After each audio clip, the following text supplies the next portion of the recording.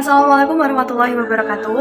Halo teman-teman semuanya. Perkenalkan, nama saya Anggun Septirahayu dengan NPM 20110600270. Saya berasal dari kelas C Program Studi Pendidikan Biologi semester 4. Di sini saya akan menjelaskan bagaimana cara proses pembuatan ekoenzim untuk memenuhi tugas pada mata kuliah ekologi dengan dosen pengampu Ibu Suci Wulan Pauhesti MSI, asisten dosen Ibu Rizka Melinda SPD, dan asisten praktikum Kak Agung Laksana Putra.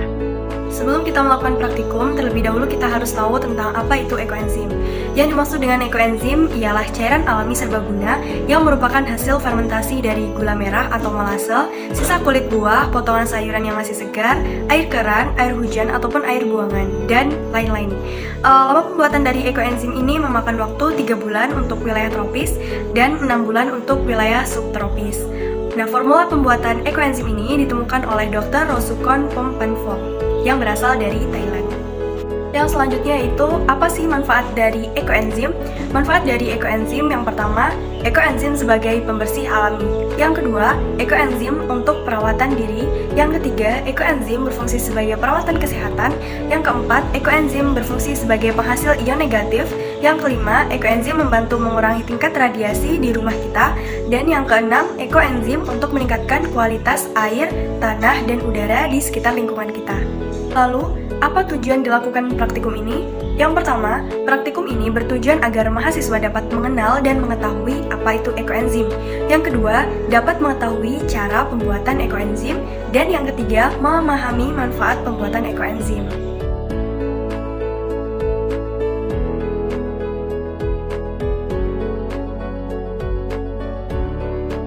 Halo teman-teman semuanya, di sini saya akan coba untuk mempraktekkan bagaimana cara membuat ekoenzim. Pertama-tama yang kita perlukan adalah wadahnya. Ini saya menggunakan botol plastik dengan ukuran 1,5 liter dan juga air. Saya sudah masukkan di sini air sebanyak 60% dari volume botol plastik ini, yaitu sekitar 900 gram. Lalu, untuk yang kedua, saya juga sudah menyiapkan larutan molase atau gula tebu yang saya gunakan sebanyak 90 gram. Nah, terus di sini saya juga menggunakan sama-sama organik seperti di kulit jeruk, lalu ada kulit jambu, lalu ada kulit buah pir, dan ada kulit sawo. Yang terakhir ada juga dari kulit belimbing.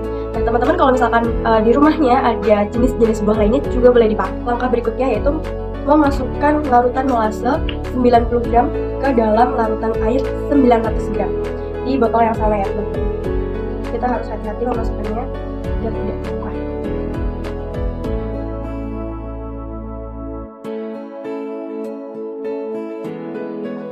Masukkan dulu.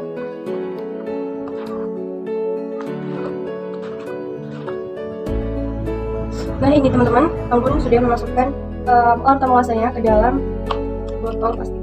Lalu setelahnya kita masukkan sampah-sampah organik yang telah kita timbang sebelumnya, yaitu sebanyak 270 gram. Tadi aku lupa ya sebutinnya. Ini sampah organiknya sebanyak 270 gram. Sesuai dengan rumus awal yaitu 10:3:1.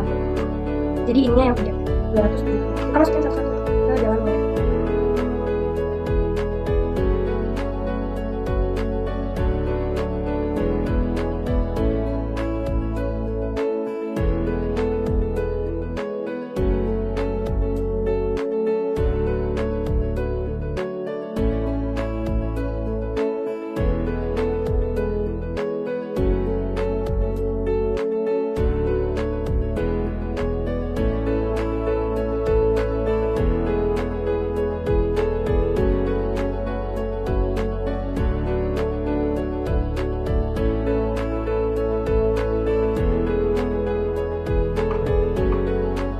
Oke teman-teman, kurang lebih hasilnya seperti ini. Semuanya sudah dimasukkan ke dalam botol. Lalu jangan lupa untuk membuat label, tanggal, dan juga bulan pada proses kita membuat ekoenzim.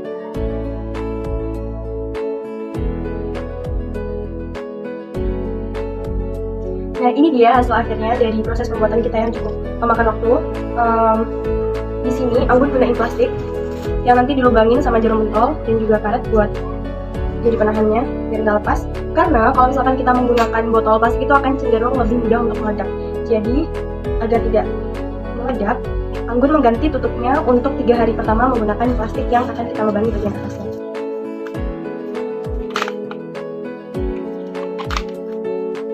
Kalau udah dikaretin kayak gini, kita tusuk bagian atasnya. Fungsinya agar tidak meledak. Oke. Nah, mungkin itu saja yang dapat Anggun sampaikan mengenai video pembuatan ekoenzim. Jika ada kesalahan dalam penyampaian, mohon maaf, dan kita akan tunggu di video berikutnya 1 minggu kemudian. Bye-bye! Ini adalah penampakan dari ekoenzim yang telah kita buat di tanggal 27 bulan 2 tahun 2022, atau tepatnya sekitar seminggu yang lalu. Nah, kita bisa lihat di sini perubahannya itu dari segi warna. Pertama kali dimasukkan itu coklat agak tua, tapi sekarang di warnanya sudah semakin agak muda. Berbeda dengan di awal yang masih terlihat agak sedikit gelap, ini cenderung terlihat lebih terang. Terus ini buah-buahnya juga ada yang sebagian udah turun ke bawah. Jadi kita lihat ini buah-buahannya juga sudah banyak yang turun ke bawah. Ini hanya beberapa aja yang di atas, yang lainnya dia udah ke bawah. Terus bisa kita lihat juga di bawah, ini ternyata ada endapan juga ya. Endapan kayak warna kuning gitu, lumayan banyak di bagian bawah. Dan juga kalau kita lihat bagian atasnya, di sini banyak banget gelembung-gelembung gitu. Terus ada kotorannya juga nih, kotoran-kotoran campur sama gelembung warna putih kayak gitu. Terus ini juga dia kayak bergas gitu, makanya di sini ada embun airnya juga.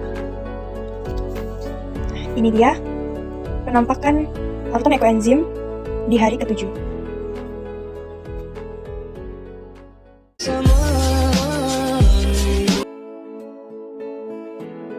Assalamualaikum warahmatullahi wabarakatuh. Halo teman-teman semuanya. Di sini saya akan menjelaskan tentang perbedaan ekoenzim yang sudah saya buat sekitar 2 minggu yang lalu, atau lebih tepatnya pada tanggal 27 Februari 2022. Beginilah penampakan setelah saya simpan kurang lebih 2 minggu atau 14 hari. Dari segi warna, sebenarnya ini jika dilihat secara langsung, warnanya lebih terang dibandingkan minggu pertama. Nah, di minggu kedua ini warnanya lebih terang. Juga bagian atasnya ini sudah sedikit bagian berwarna putih. Kalau di minggu pertama itu masih banyak banget, warna putihnya sekarang sudah hampir hilang. Dan untuk perbedaan selanjutnya yaitu buah-buahan yang tadinya masih mengumpul banyak di atas, sekarang sudah turun ke bawah. Hampir tidak tersisa di bagian atasnya karena semua sudah turun ke bawah. Kita lihat, ya sudah tidak ada kan buah-buahan yang tersisa di atas, semuanya sudah turun ke bawah. Dan kita lihat juga bagian bawah, di sini tetap masih ada endapan seperti di minggu pertama, dan memang lumayan cukup banyak. Lalu perbedaan selanjutnya yaitu jika di minggu pertama gas itu yang dihasilkan lumayan cukup banyak, kalau sekarang dia tidak segitu banyak. Jadi kalau misalkan kita tekan kayak gini, dia udah nggak berbunyi lagi. Tapi kalau dibuka dia masih ada suara gasnya.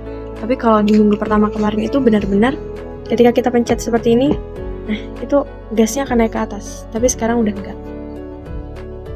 Nah, perbedaan berikutnya yaitu dari segi bau. Jika di minggu pertama atau 1-7 hari setelah pembuatan tidak tercium bau atau aroma tidak sedap, sedangkan di minggu kedua ini sudah mulai tercium bau yang cukup menyengat dan sangat tidak sedap, apalagi ketika tutupnya dibuka. Nah, mungkin itu saja update kedua atau update mingguan kedua pada kali ini. Jika ada kesalahan dalam penyampaian, saya mohon maaf. Saya akhiri, wassalamualaikum warahmatullahi wabarakatuh. Assalamualaikum warahmatullahi wabarakatuh. Halo teman-teman semuanya, di sini Anggun mau update ekoenzim di minggu ketiga atau hari ke-21. Kita lihat di sini dari segi warna cairannya dia sama di minggu kedua, namun agak sedikit lebih terang. Lalu untuk jamur masih sama seperti di minggu kedua, namun terlihat di sini buihnya sudah hampir tidak ada ya, tapi masih tetap ada, cuma tidak sebanyak di minggu kedua apalagi minggu pertama.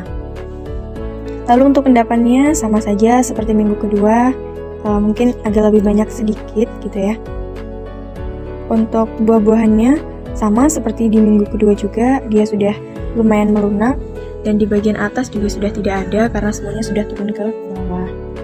Nah, mungkin itu saja update mingguan di minggu ketiga ini. Namun akhiri, Assalamualaikum warahmatullahi wabarakatuh. Assalamualaikum warahmatullahi wabarakatuh. Halo teman-teman semuanya.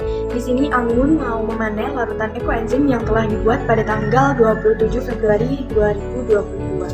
Nah, terlihat di sini larutan ekoenzim yang akan kita panen warnanya lebih terang ya dibandingkan dengan pertama kali kita buat. Ini sudah 3 minggu dan sesuai dengan ketentuan praktikum bahwasanya hari ini saya akan memanen larutan ekoenzim. Nah, apa saja sih alat bahan yang kita perlukan? Jadi selain dari larutan ekoenzim ini sendiri, kita memerlukan ceting yang difungsikan untuk menyaring kotoran dari ekoenzim ini. Lalu yang kedua ada baskom yang nanti difungsikan untuk menampung cairan ekoenzim. Kalau alatnya udah selesai, udah kita persiapkan, langsung kita lanjut ke praktiknya.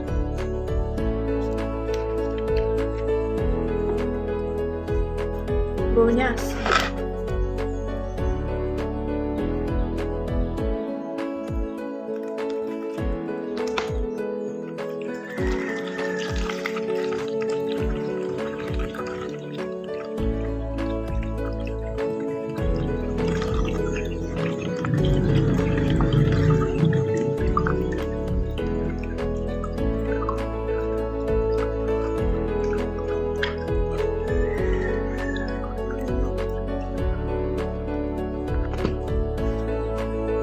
Baunya cukup menyengat sekali.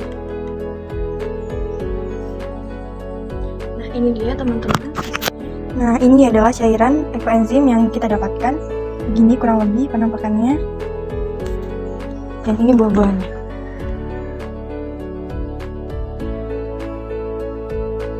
Nah, mungkin itu saja akhir dari video larutan ekoenzim yang dapat Anggun sampaikan dari minggu pertama sampai ke minggu ketiga, dari pembuatan sampai dengan pemanenan. Jika ada salah-salah kata dalam penyampaian, saya mohon maaf. Kepada Allah saya mohon ampun.